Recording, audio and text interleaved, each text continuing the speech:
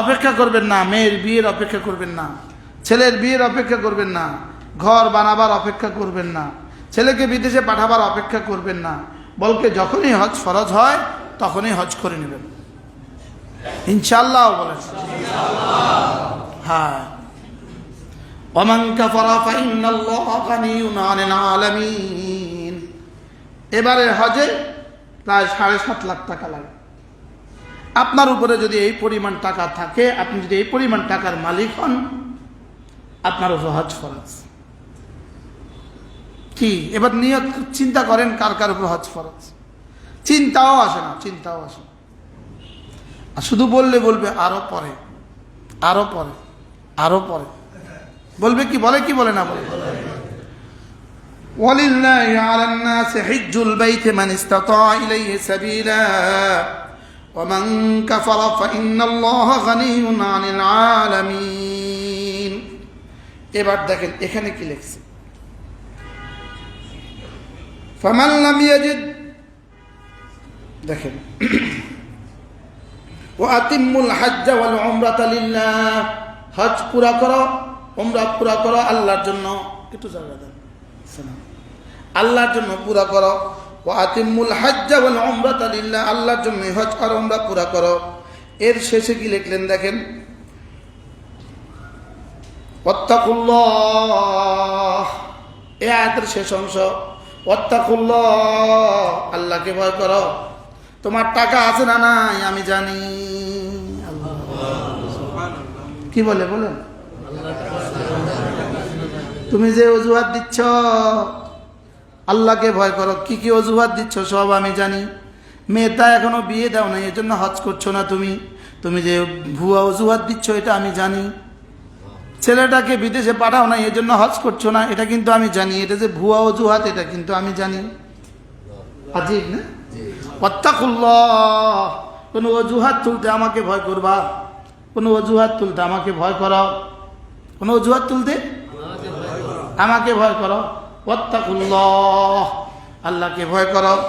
ওয়ালামু, ওয়াত্তাকুল্লাহ ওয়ালামু আন্নাল্লাহা শাদীদুল ইকাব। আরে কথা জেনে রাখো, আমি কিন্তু কঠিন শাস্তি দেনেওয়ালা। মাল আমি দিলাম, হজ করতে আমি বললাম, আর তুমি মেয়েটার বিয়ের অজুহাত বানালে। মাল আমি দিলাম হজ করতে আমি বললাম, তুমি ছেলেটাকে বিদেশে পাঠাবার অজুহাত দিলে। মাল আমি দিলাম হজ করতে আমি বললাম, তুমি ঘর বানাবার অজুহাত দিলে, ঘর বানাবার অজুহাত দিলে। অধিকাংশ চাকরিজীবীরা পেনশনের টাকা হাতে আসা মাত্র আগে ঘরের প্ল্যান করে। বলেন বাস্তব না বাস্তব? ঘরের কাম শুরু করছে, টাকা সব শেষ, এখনো ছাদ শুরু হয় না। বাস্তব হ্যাঁ? আল্লাহ কয় ওয়াত্তাকুল্লাহ ওয়ালামু আন্নাল্লাহা শাদীদুল ইকাব। ভুয়া অজুহাত দিতে আমাকে ভয় করো। আর শুনো, আমি কিন্তু দিলাম মাল, আমি মাল দিলাম কিন্তু আমি, আমার ঘরে আসতেও বললাম আমি।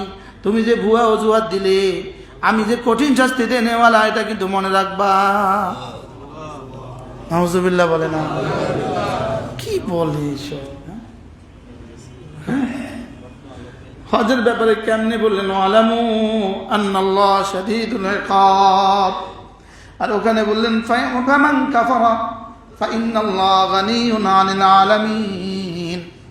আমি দিলাম মাল, যদি তুমি হজ না করো তোমার মতো কর্মচারী আমার লাগবে না, তোমার মতো ভুয়া আশেক আমার লাগবে না। কি বলছি বলেন? কি বলছি? তোমার মতো ভুয়া আশেক আমার লাগবে না।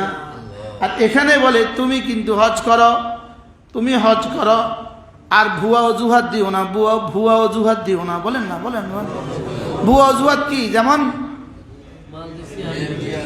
মেয়েটার বিয়ে দিতে পারো নাই, এটা ভুয়া অজুহাত।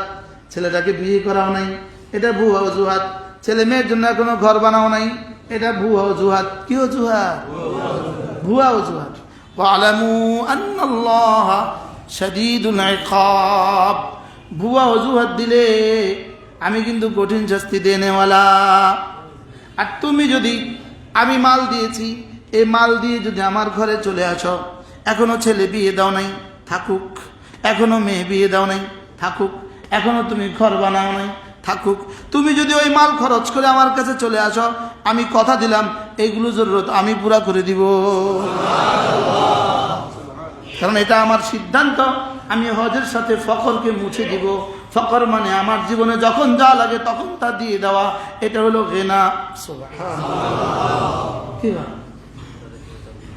হ্যাঁ, সব আছে, মেয়েটার বিয়ে হয় না, এই লোকটা কি পরিমাণ অসুস্থ, কি পরিমাণ ফেরিসান হাল, এরকম মানুষের দেশে আছে না? না, হ্যাঁ হ্যাঁ, যত জামা পায়জামা শর্ট করবেন, যত পাজামা মেয়ের যত জামা পায়জামা যত সংক্ষিপ্ত করবেন, তত বিয়ে দেরি হবে। লিখে রাখবেন, লিখে রাখবেন এই কথা। আজকে গিয়া ডায়েরিতে লিখে রাখবেন, আজকের তারিখ 10 মে 2024, পহেলা জিলকাদা 1445, রোজ শুক্রবার লক্ষ্মীপুর চকবাজার মসজিদের মিম্বারে বসে খতিব সাহেব বলেছেন, মেয়ের জামা পায়জামা যত শর্ট হবে, যত টাইট হবে, যত উলঙ্গ হবে, তত আপনার মেয়ের বিয়ে থেকে মেয়েটাকে বঞ্চিত করলেন। কারণ খোলা কলা কেউ কিনে না, খোলা কাঁঠাল কেউ খায় না। খোলা কলা বলেন, কেউ কিনে না। ছিল্লা কলা কেউ নেয় না। মনে থাকবে? কঠিন হয়ে গেছে। শুধু ওকে আলটা মডার্ন করবেন, যত আলটা মডার্ন করবেন তত কাঁদবেন জীবনে, আর যত দিন শিখাবেন জীবনে তত হাসবেন। দিন শিখান, নিশ্চিত করেন দিন। কোন নুরানি মাদ্রাসায় ভর্তি করান, 18 বছরের আগে 70,000 প্রস্তাব আসবে ইনশাআল্লাহ। 18 বছরের আগেই কত প্রস্তাব আসবে? 70,000 প্রস্তাব আসবে। আমার এক দোস্ত আছে, ওনার 5টা মেয়ে, ছেলে নাই। আমরা অনেক দোয়া করছি, তার একটা ছেলে হয়েছে এখন 2 বছর 3 বছর। আমি জানতামই না, সবগুলো মেয়ে কওমি মাদ্রাসায় পড়ছে। আমি পরশু তাকে জিজ্ঞেস করলাম, কালকের আগের দিন, ভাইয়া মেয়েদের কি অবস্থা? হুজুর বলবেন না, 3টা তো বিয়ে দিয়ে দিছি। মানে বড়টার বয়স কত? বড়টার বয়স 19, 3টার বিয়ে হয়ে গেছে। হুজুর 4র্থটা এখন 14 বছর। হুজুর কত প্রস্তাব আসে, আমি কি করবো হুজুর? কি ভাই, এদেশে সর্বোচ্চ পাশ করে বিয়ে হয় না এরকম নারীর সংখ্যা তো 2-1 জন। আমি যদি কেউ বিয়ে দিতেই পারেন না, যেই বয়সী নারী হোক বিয়ে দিতে পারেন না, আপনি আমাদের মাদ্রাসা, আমি আমরা কাগজে কলমে লিখে দেই, ভর্তি করায় দেন। 6 মাসে বিয়ে না হলে প্রতি মাসে টিয়া ফেরত দিব। অফার অফার কি বলছি বলেন, কি দিছি কোন? সীমিত সময়ের জন্য। কিন্তু এবছর আমার কাছে আর নতুন ছাত্রী নেওয়ার জায়গা নাই, এই জন্য দুঃখিত। শুধু আমার কথা বলছি না, দিন শিখান, ঠকবেন না, ঠেকবেন না। মেয়েকে দিন শিখান, বলেন ঠকবেন না, ঠেকবেন না, মুখস্থ করেন।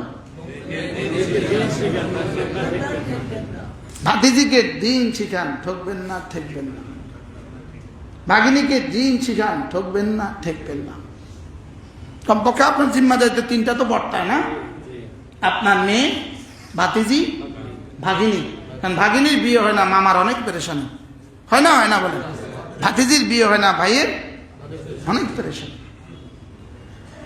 এটা হলো যেন এটা ফামান কাফারা, তুমি তোমার ছেলেকে দিন শিখালে না, নাফরমানি করেছো। ইন্নাল্লাহা গানিয়ুন আনিল আলামিন, তাইলে বুঝো কি হবে, বুঝো।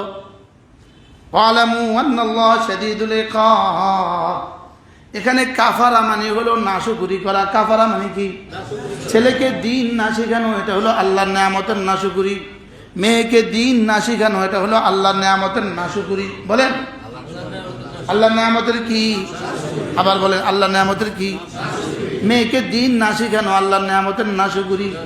মেয়েকে দিন না শেখানো আল্লাহর নেয়ামতের কি না শুকরি।